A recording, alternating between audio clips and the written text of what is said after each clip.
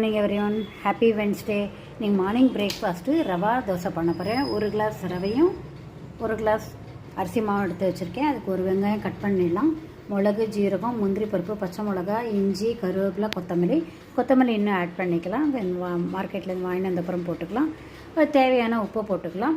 எண்ணெயோ நெய்யோ உங்களுக்கு தேவையானது இது எல்லாத்தையும் மொத்தமாக கலந்து விட்டு ஒரு அரை மணி நேரம் ஊறினா போகிறோம் வாத்துடலாம். ஆனால் இது கொஞ்சம் டைம் எடுக்கும் வாக்கிறதுக்கு. ஆர்டினரி தோசை மாதிரி ஆகாது, கொஞ்சம் டைம் எடுக்கும். இதுக்கு ஒரு தேங்காய் சட்னி தொட்டுக்க பண்ணிடலாம். ரவா தோசைக்கு இப்படி கரைச்சாச்சு, தண்ணியாக கரைச்சிக்கணும். அப்போ தான் நல்லா ஓட்டையாக நல்லா வரும். தொட்டுக்கிறதுக்கு இது மேலாக போடலாம், இன்ட்டு அதிலே கலக்கலாம். வெங்காயம், பச்சை மிளகா, கொத்தமல்லிலாம்.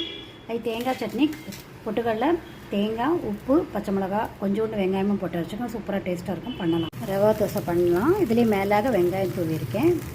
வெந்தவொடனே திருப்பி போட்டுட்டேன். சுவையான கிறிஸ்பி ரவா தோசை ரெடியாக இருக்குது. சுவையான கிறிஸ்பி ரவா தோசை ரெடி ஆகிடுச்சுன்னா கிறிஸ்பி ரவா தோசை ரெடி. இந்த மெத்தடில் பண்ணி பாருங்கள். செம்ம கமெண்ட் பண்ணுங்கள்.